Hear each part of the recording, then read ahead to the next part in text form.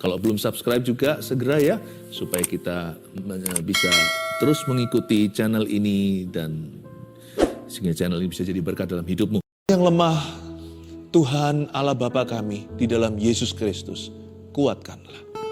Setiap kami ragu dan bimbang, Tuhan rampaslah dari api. Hamba berdoa ya Tuhan, kasih-Mu membuat hati yang paling takut menjadi aman kembali. Aku berkata dengan iman atas badai dan setiap taufan di dalam jiwa seseorang, tenanglah. Tuhan mengasihi-Mu, Tuhan belum selesai dengan dirimu. Besok ada harapan baru. Masa depan penuh pengharapan. Kami serahkan kepadamu Tuhan.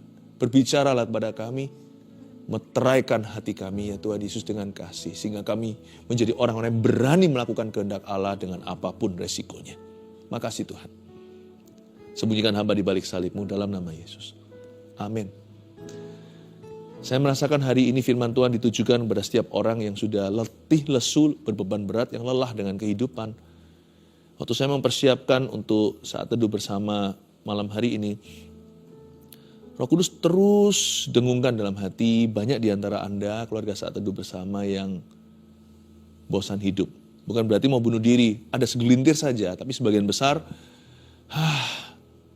aku kesal, aku lelah Tuhan, bosan hidup. Jangan bilang begitu, kalau Anda mengenal kasih Yesus, pengharapanmu akan baru. Makanya saya kasih judul ini ya, supaya kita mengerti dengan apa Tuhan mengasihi kita. Tuhan mengasihi tanpa tapi. Yes, Tuhan kalau mengasihi kita itu titik, nggak pakai koma. Kita baca Roma 5 ayat 1-11, saya bacakan semuanya dulu setiap ayat, lalu kita bahas satu persatu. Ambil catatan.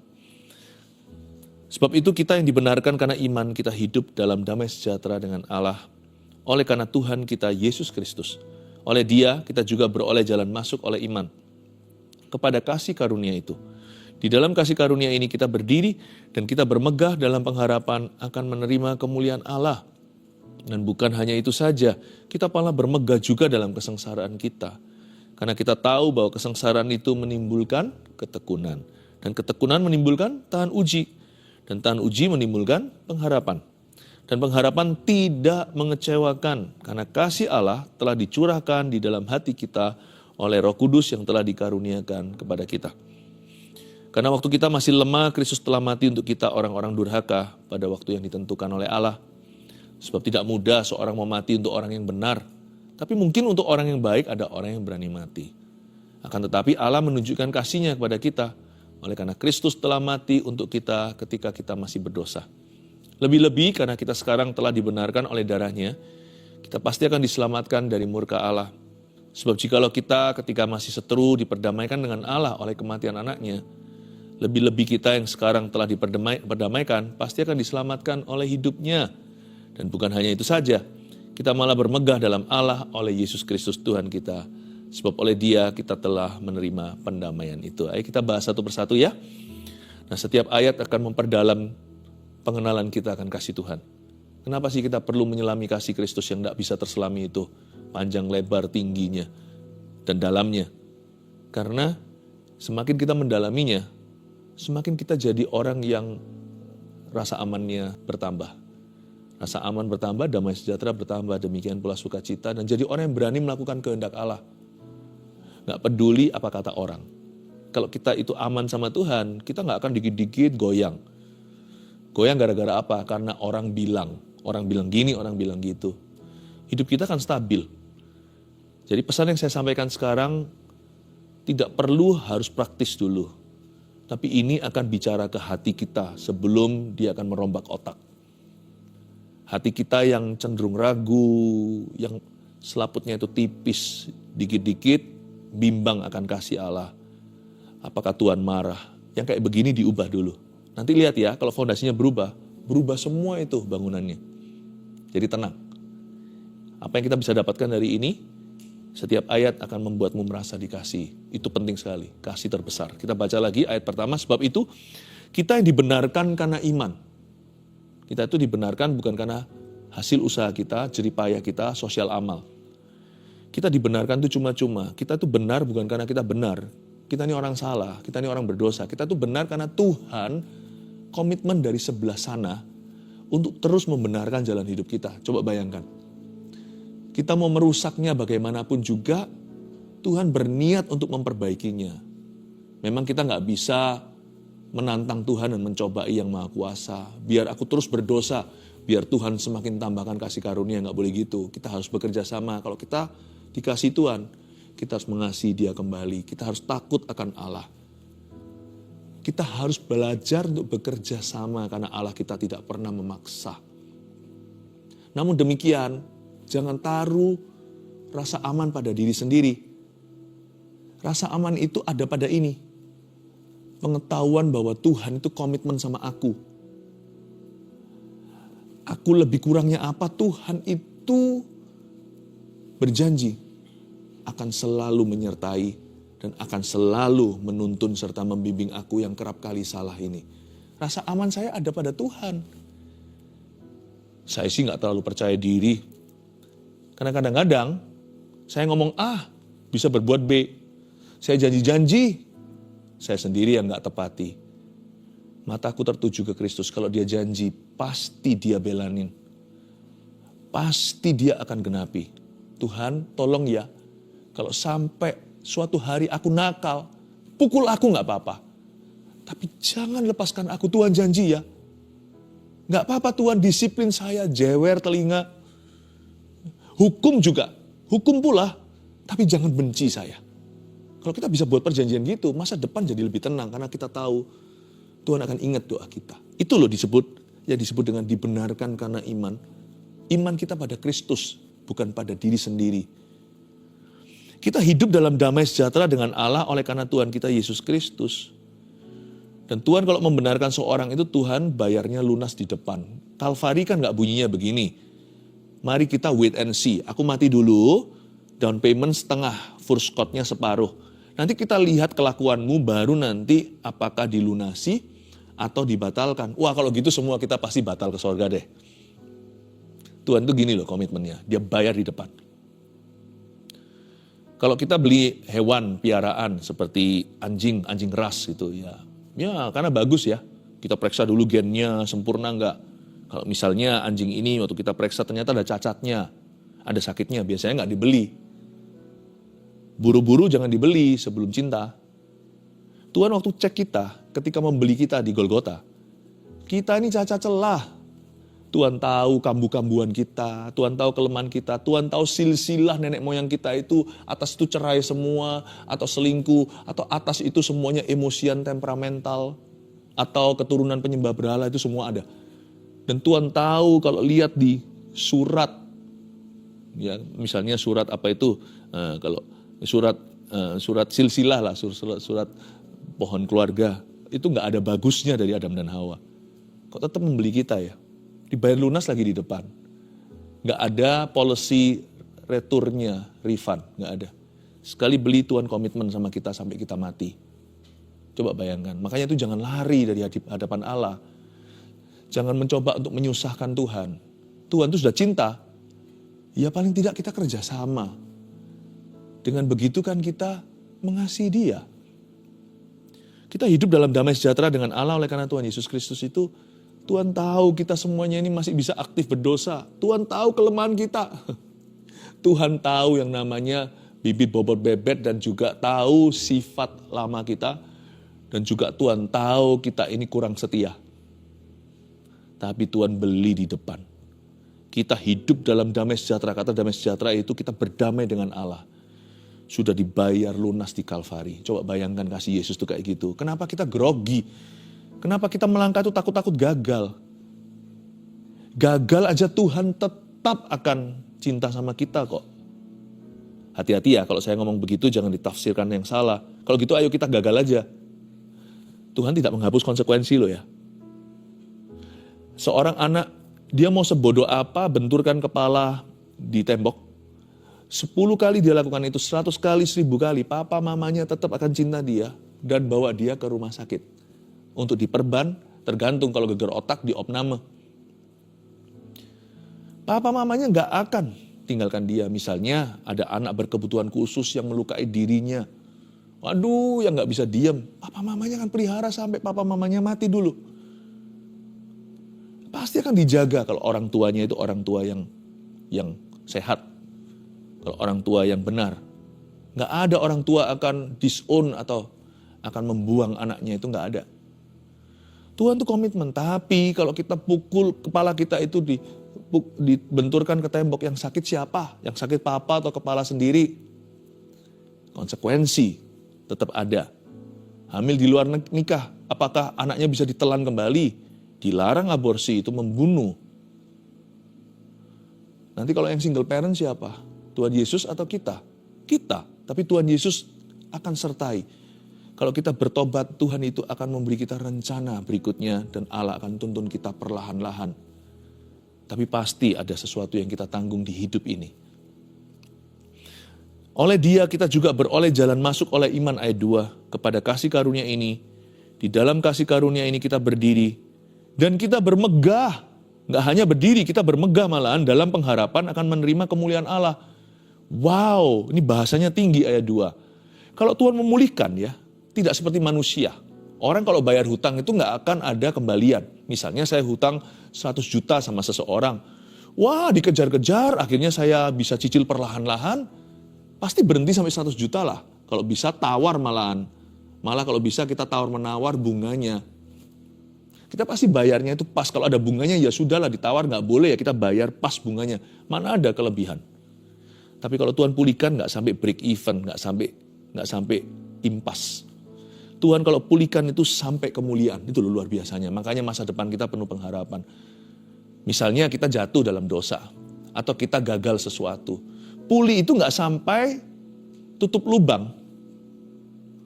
Pulih itu di lubang itu ditutup, lalu Tuhan bangun sesuatu kebangunan untuk kesaksian. Tetap ada kemuliaan bagi orang yang bertobat sungguh-sungguh dari dosanya. Dan mau bangkit dari kegagalannya. Dan juga mau belajar dari kesalahannya. Yang tidak ada kemuliaan adalah orang yang sengaja berbuat dosa, menyembunyikannya, munafik pula, luar dalam gak sama. Orang seperti ini tidak ada Tuhan di dalamnya, bukan berarti Tuhan benci. Tuhan tunggu dia tobat dulu, karena kunci kemuliaan itu pertobatan. Kunci pemulihan itu pertobatan. Waktu orang itu bertobat, pertobatannya serius, pertobatannya tulus. Di situ Tuhan berjanji tidak memulihkanmu sampai 0, sampai 0 tadi, sampai impas. Memulihkanmu bukan hanya sampai pulih, memulihkanmu sampai mulia. Disinilah rencana B Tuhan, tidak kalah dengan rencana A, sekalipun ada konsekuensi yang mengikutinya. Lihat Daud, bagaimana akhir hidupnya. Perkara Batsheba, sakit luar biasa. Sampai mati seorang putranya, Absalom. Lalu kemudian terjadi bantai-bantaian semua putra-putranya. Tersisa beberapa termasuk Salomo.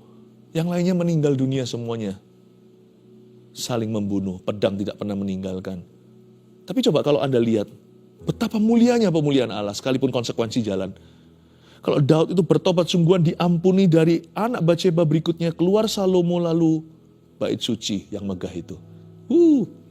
Bahkan imam-imam gak bisa berdiri loh di bait Salomo. Karena awan kemuliaan menutupi. Kalau Tuhan itu pulihkan, dia gak pulihkan sampai Anda kembali seperti dahulu. Tapi Anda akan masuk ke rencana Tuhan yang ajaib. Kita tuh punya Tuhan kayak gitu. Makanya itu saya gak percaya dengan program manusia. Saya berkata, saya gak akan lakukan lagi, saya gak akan lakukan lagi. Paling janji palsu. Tapi kalau saya mau bebas dari dosa, saya harus pandang Allah. Tuhan, kau komitmen sama hidupku. Aku pegang itu. Dan aku gak percaya diriku hari esok ini nanti aku berubah. Enggak. Kalau aku berubah, gak apa-apa Tuhan. Jewer saya. Tapi please don't let me go. Buat perjanjian dengan Tuhan. Nanti Anda akan lihat ya. Itu seperti apa ya? Seperti orang itu yang gak bisa bangun pagi. Dia seter waker 10. Itu kan dia menentang dirinya karena dia tahu nanti kalau dia sudah kantuk, apalagi sudah tidurnya pulas, apalagi kalau sudah pagi, orang ini tidurnya kayak batu, kayak kayu. Nggak bisa dibangunin, dia harus menentang dirinya melawan waktu. Sebelum itu terjadi, dia persiapan diri, dia setel wakernya banyak. Saya dulu gitu soalnya, saya setel wakernya banyak sekali sampai saya sendiri pagi-pagi itu marah. Kenapa saya lakukan itu tadi malam? Itu di zaman saya sekolah dulu waktu SMP di Singapura. You must not trust yourself in the future. Jangan percaya pada dirimu sendiri di masa depan. Buat perjanjian dengan Tuhan. Iman. iman. Seal your faith atau meteraikan iman itu dengan sebuah doa. Tuhan, ingatlah aku. Ingatlah aku. Ayat 3, dan bukan hanya itu saja, kita malah bermegah juga dalam kesengsaraan kita. Karena kita tahu bahwa kesengsaraan itu menimbulkan ketekunan. Ketekunan menimbulkan tahan uji, dan tahan uji menimbulkan pengharapan. Dan pengharapan tidak mengecewakan. Berhenti di sana ayat 5. Di sini bagus sekali ya, sekalipun sengsara malah timbul ketekunan. Tekun jadi tahan uji timbulkan pengharapan. Tapi semua dimulai dengan hati yang percaya kasih. Hati kita itu kalau dipenuhi kasih Tuhan, dia jadi aman. Jadi sekalipun kalau kita menghadapi sengsara, kalau hati kita itu sudah kenyang kasih, kalau hati kita itu tidak meragukan kasih Yesus, kalau kita menghadapi sengsara itu kita nggak curiga sama Tuhan, itu bagusnya di situ loh. Permasalahan sesungguhnya itu bukan pengetahuannya salah, tapi nggak kenal maksud Allah. Kenapa kok kita mengalami problema lalu komplikasinya itu jadi mundur, murtad. Wah, orang kok sudah mengalami problema itu sudah biasa, semua orang alami. Tetapi orang-orang yang gak ready, hatinya itu empty kasih atau hampa cinta kasih Yesus dalam dirinya. Waktu dia hadapi, masalahnya besar iya. Tapi muncul masalah lebih besar komplikasinya, yaitu apa? Dia jadi kecewa sama Tuhan. Makanya itu hati itu gak boleh jauh dari kasih Yesus. Karena jaga-jaga jikalau besok kita mengalami kesengsaraan, kita justru akan semakin bergantung pada Tuhan. Mujizat nggak terjadi atau enggak, tidak akan mengubah pendirian kita akan kasih Allah. Justru waktu kita sengsara, orang itu kalau tidak bimbang dengan kasih Tuhan, malah bergantung pada Tuhan Yesus, dia akan semakin tekun jikalau mujizat belum terjadi. Semakin tekun, semakin tabah, malah jadi tahan uji. Tahan uji. Dan dia tidak akan pernah lepaskan pengharapannya. Karena orang yang melepaskan pengharapan adalah orang yang kecewa sama Tuhan. Kalau orang itu sudah kecewa sama Tuhan, mengharapkan apa lagi dari Tuhan? Dia merasa Tuhan itu benci sama dia kok. Dia merasa semua pencobaan ini datangnya dari Tuhan kok. Orang seperti itu biasanya gagal evaluasi diri. Sebagian besar masalah kita itu bukan Tuhan izinkan, kita yang mengizinkan. Coba kalau kita mau jujur, berapa banyak masalah di hidup kita itu self-inflicted atau terjadi akibat kebodohan, kecerobohan, keserakahan kita sendiri, ya, tidak dengar-dengaran. Kalau kita pikirkan baik-baik, sebagian besar masalah kita itu adalah ulah sendiri akibatnya.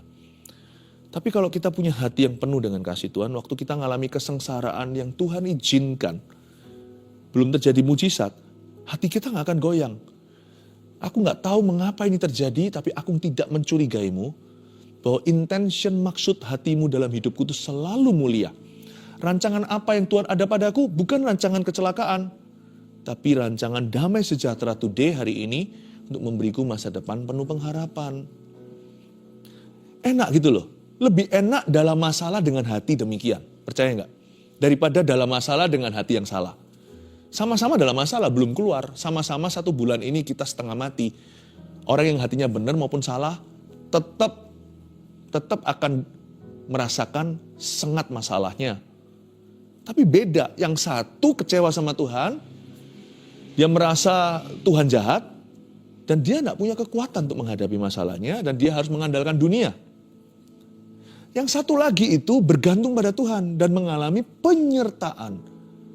Dalam hatinya selalu hidup pengharapan, orang seperti itu biasanya akan tabah, malah tekun dalam masalahnya. Sehingga masalahnya sama berat, tapi beda kekuatan untuk mengangkatnya. Yang satu tidak punya kekuatan Tuhan, yang satu memiliki kekuatan Allah untuk mengangkatnya. Apalagi kalau dia nggak sendirian, dia tidak menjauhkan diri dari pertemuan, ada saudara seiman. Masalah kita jadi lebih ringan, bukan karena masalah kita itu ringan. Masalahnya tetap berat, tapi banyak yang angkat. Oh haleluya, semoga ini membuka wawasan kita. Bahwa kasih Tuhan itulah kunci berhasilnya. Bahkan sebelum hikmat, kasih Allah di dalam hati kita. Makanya itu ayat 5, tugas Roh Kudus nomor 1, itu ini.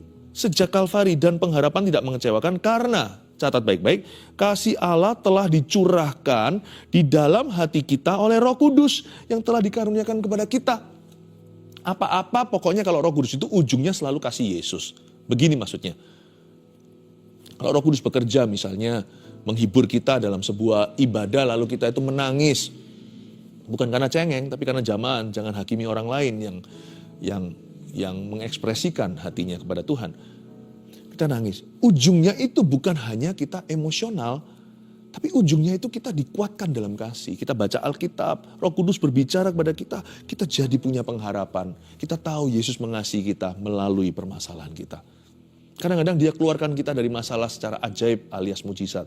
Kadang-kadang Tuhan memberi kita ketabahan untuk menanggungnya bersama dengan Dia. Apapun yang dari Roh Kudus itu selalu ujungnya kasih Yesus. Bahkan ketika kita berbahasa roh, berbahasa lidah, waktu saya berdoa begitu, saya dikuatkan, rasanya kayak aman. Bahkan orang lain pun yang tidak tahu bahwa saya sedang mendoakannya. Mereka seperti dikuatkan, yang salah berbalik pada Tuhan. Pasti ujungnya seseorang mengalami kasih Yesus dalam hidupnya. Kasih Allah dicurahkan dalam hati kita oleh Roh Kudus. Karena waktu kita masih lemah, coba nih kita baca ayat ini dahsyat. Karena waktu kita masih lemah, Kristus telah mati untuk kita orang durhaka pada waktu yang ditentukan oleh Allah. Kapan kita menerima kasih Allah? Waktu kita masih lemah, bukan waktu kita layak menerimanya. Itu yang membuat hari ini kita tuh jangan pernah hati kita itu hidup dalam ketakutan. Kita dulu bobrok-bobroknya itu, Tuhan cinta kita dan selamatkan loh. Ayo bangkit. Sekalipun engkau belum sempurna. Hitung berkatmu itu hitung kemenangan. Kekalahan akui di hadapan Tuhan. Kegagalan, dosa bahkan akui dan tinggalkan. Tapi jangan hitung itunya, Tuhan sudah ampuni. Hitung kemenanganmu. Nanti kan tambah banyak kemenangan. Kalau Anda sedang kalau Anda sedang bergumul dengan kebiasaan buruk, itu caranya. Celebrate your victories. Celebrate your wins. Kemenanganmu. Kalau kita bobrok dulu aja, ingat cara kita bertobat. Masih ingat nggak ceritanya setiap kita? Waktu kita lagi terpuruk itu, Injil diberitakan. Dalam hidup saya dulu mau bunuh diri berkali-kali. Tuhan selamatkan saya di minggu saya bunuh diri, percobaan bunuh diri terakhir yang digagalkan Tuhan. Itu di minggu itu saya diselamatkan. Masa sekarang Tuhan akan buang saya? Sejelek-jelek aku katakan ini. Waktu Tuhan selamatkan aku dulu. Lebih jelek itu daripada aku sekarang. Bukan berarti aku sekarang jauh lebih baik. Tapi dikit demi sedikit. Setiap hari, setiap sifat Tuhan sedang mengubahkan. Ayat 7. Sebab tidak mudah seorang mau mati untuk orang yang benar. Tetapi mungkin untuk orang yang baik ada orang yang berani mati. Betul sih ini. Kalau kita nggak kenal itu orang siapa, nggak ada hubungan, masa mentang-mentang dia benar, kita kasih ginjal kita kalau dia gagal ginjal. Dia sih itu orang benar sih, itu orang nggak ada salahnya. Masa kita diam-diam berkorban untuk dia? Enggak. Tapi mungkin untuk orang yang baik ada orang yang berani mati, bahkan di kalangan gangster mafia. Siapa pernah berjasa menolong dia itu dia berani jadi tameng kehidupan untuk temannya. Ketika diberondong senjata, dia ambil peluru di badannya. Bahkan orang jahat pun setia kawan. Kenapa? Karena orang itu dipandang baik, berjasa dalam hidupnya. Untuk orang yang baik, ada orang yang berani mati. Masih masuk akal gitu ya. Misalnya, anak mana sih? Kalau papa mamanya itu mencintai dia, tidak akan rela memberikan biji matanya jikalau diperlukan untuk orang tuanya. Jangankan ginjalnya. Kalau ada api kebakaran di satu rumah atau sebuah gedung, anak yang tidak langsung lari ke dalam, gendong mamanya keluar, apalagi sudah tua. Dan dia sendiri berkorban, dia mati hangus di dalam. Misalnya kalau kita lagi ada di sebuah kapal feri, lalu habis itu pelampung tinggal satu, masa enggak kasih ke papanya? Apalagi kalau papanya sudah tua renta. Itu ayah yang berjasa, yang selama ini mengasihi, selama ini membela, melindungi. Saya pasti akan serahkan. Dengan senang hati, 1000 kali saya disuruh lakukan itu. Tak kasih ke mama papaku. Saya kasih ke orang tua saya. Ya itu sih masuk akal. Itu manusiawi. Tapi Yesus mati untuk kita itu nggak manusiawi. Yesus mati untuk kita itu seperti halnya jikalau ada satu orang yang tidak berdosa, lihat kriminal yang paling jahat, paling buruk, paling bobrok dan paling bahaya. Dan dia berkata, aku saja yang ambil hukuman matinya. Biar dia bebas menjadi orang yang benar mulai hari ini hidup baru. Mana ada orang yang waras mau lakukan itu. Sedangkan orang itu mati bagi sang kriminal itu belum pasti bertobat loh ya. 2000 tahun lalu kita belum lahir. Belum ada jaminan kalau nanti kita akan sungguh-sungguh sama Tuhan. Lain cerita kalau orang itu udah berubah dulu gitu, mungkin masih ada orang yang gak masuk akal mau mati untuk orang itu pun gak mungkin ada. Kasih seperti ini dipandang tidak waras atau tidak lumrah. Masa ada orang baik dan benar di dunia ini rela mati untuk seorang kriminal yang masih aktif dalam kriminalitasnya. Tidak pasti dia akan berubah. Gak tentu dia akan bertobat. Bertobat pun masih gak ada jaminan kalau dia gak akan kembali ke jalan yang lama jikalau dia kepepet, jikalau dia terjepit, jikalau dia terpaksa. Ya kayak Anda dan saya kan. Kita kan masih bisa jatuh dalam dosa kan. Waktu Tuhan mati untuk kita itu, Tuhan tahu nggak? Kita tipe-tipe kita ini ya kalau kepepet, kalau terhimpit, masih bisa kompromi. Masih bisa jatuh lagi. Jikalau seorang pembunuh masih bisa membunuh lagi, pezina bisa berzina lagi. Berapa banyak orang Kristen yang murtad? Berapa banyak anak-anak Tuhan yang kembali ke jalan yang lama? Seperti anjing kembali makan muntahnya. Seperti babi kembali ke kubangannya. Coba ngaku. Apa Tuhan gak tahu? Dalam kemahatauannya Tuhan tahu kita itu masih bisa jatuh. Kenapa dia mati untuk kita? Apalagi dia mati untuk kita waktu kita semuanya masih berlumuran dosa. Lagi asik-asiknya berdosa. Dia mati untuk kita. Mana ada di dunia ini orang seperti itu yang dipandang gak waras. Mau mati untuk seorang dalam kriminalitas yang masih aktif dalam kejahatannya. Kalau saya renungkan, kasih Tuhan itu gak masuk akal. Bagi saya, kasih Tuhan itu ajaib. Tak akan pernah terselami. Why you love me? I don't know why Jesus loved me. Aku gak tahu kenapa Yesus mengasihi aku. What did you see in me? Apa yang kau lihat pada diriku? Apa sih? Gak ada kau mati bagi seorang sampah seperti saya. Akan tetapi ayat 8 Allah menunjukkan kasih-Nya kepada kita oleh karena Kristus telah mati untuk kita ketika kita masih berdosa. Lebih-lebih karena kita sekarang telah dibenarkan oleh darah-Nya, kita pasti akan diselamatkan dari murka Allah. Sebab jikalau ketika kita masih seteru, masih musuh maksudnya, diperdamaikan dengan Allah oleh kematian anaknya, lebih-lebih kita yang sekarang telah diperdamaikan, pasti akan diselamatkan oleh hidupnya. Ayo kerjasama dengan Allah, ayo gandeng tangannya. Kalau aku seperti itu, kau pandang aku dan turun ke Kalvari untuk menyelamatkan saya. Saya hari ini tidak mau lepaskan pengharapan bahwa bersama Tuhan, aku bisa tanggulangi segala perkara. Dan aku bisa hadapi segala macam kegagalanku, aku akan bangkit kembali di situ. Dan bukan hanya itu saja, ayat 11. Kita malah bermegah dalam Allah oleh Yesus Kristus Tuhan kita. Sebab oleh Dia kita telah menerima pendamaian itu. Tutup buku ayat 11, maksudnya ini. Diingatkan kembali apa yang tadi saya jabarkan. Pengharapan kita jangan hanya sampai pulih. Pengharapan kita harus sampai mulia. Lord, use me. Jangan hanya doa untuk pulih. Minta sama Tuhan untuk memakaimu. Pakailah aku. Jangan targetkan bulan. Nanti hanya neropong dari rumah. Tidak meninggalkan halaman rumahnya. Targetkan matahari, mungkin Anda akan seperti Neil Armstrong yang berakhir di bulan. Mendarat di bulan. Targetkan pemakaian. Itulah menerima pendamaian. Lord, use me, pakai aku Tuhan. Pakailah hidupku, aku menerima visimu yang tinggi dalam hidupku. Pakailah saya Tuhan. Kalau Engkau bisa pakai siapapun, Kau bisa pakai aku. Kalau Kau bisa pakai apapun, pakailah aku. Tuhan kalau memulihkan gak sampai pulih, saja, tapi sampai mulia. Saya kasih 3 poin rangkuman apa yang kita pelajari tentang kasih Tuhan. Tuhan mengasihi kita tanpa pakai koma ya. Tuhan mengasihi tanpa tapi. 1, tulis ini, Tuhan mengasihi kita dengan kasih tanpa syarat. Dari situ keluar kata bahasa Yunaninya agape love. Tuhan mengasihi kita dengan kasih yang kayak begitu. Jadi jangan ragu. Dan jangan pernah kita tuh curiga, Tuhan punya maksud apa ya kasih aku sengsara ini ya. Evaluasi dulu. Kalau sekalipun Tuhan izinkan, Tuhan gak punya maksud buruk. Tuhan akan pakai kesengsaraan itu menghasilkan ketekunan.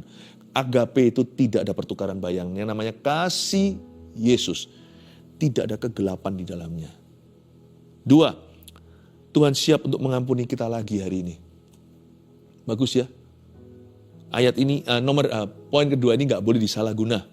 Oh kalau gitu mari kita berdosa. Bukan. Jikalau engkau sudah berdosa. Nomor 2 ini berlaku untuk Anda. Tuhan siap untuk mengampunimu lagi hari ini. Masa Tuhan tidak tahu kalau kita masih bisa jatuh? Meskipun konsekuensi tetap jalan. Ingat ya. Yes, in spite of consequences, you are pardoned.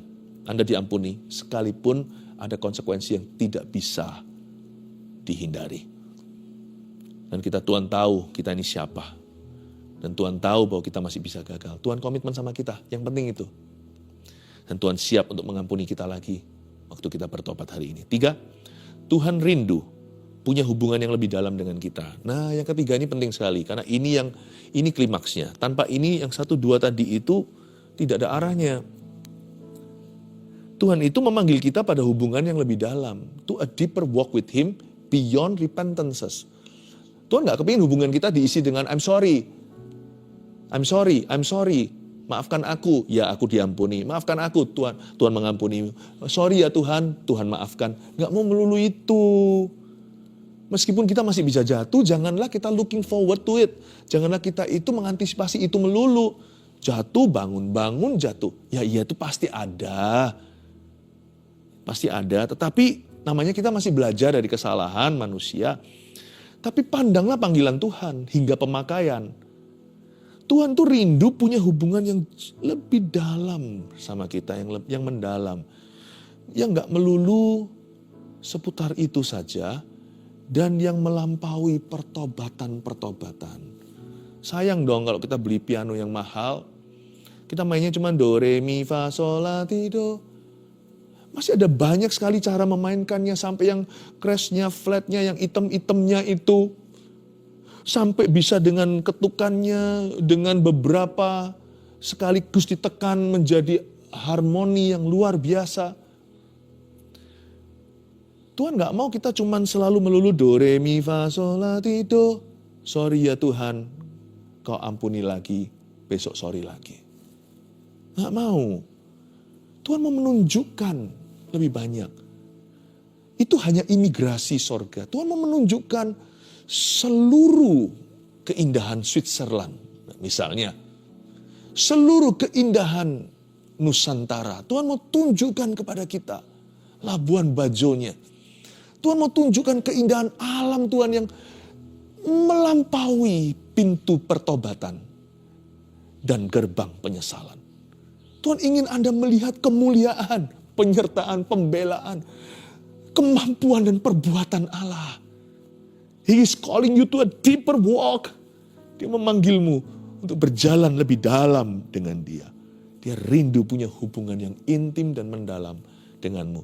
Dan dekorasi hubungan itu adalah kemenangan demi kemenangan. Kemuliaan pada kemuliaan. 3 poin ini catat baik-baik. Dan jadikan ini pedoman kita dalam menghayati kasih Tuhan. Inilah.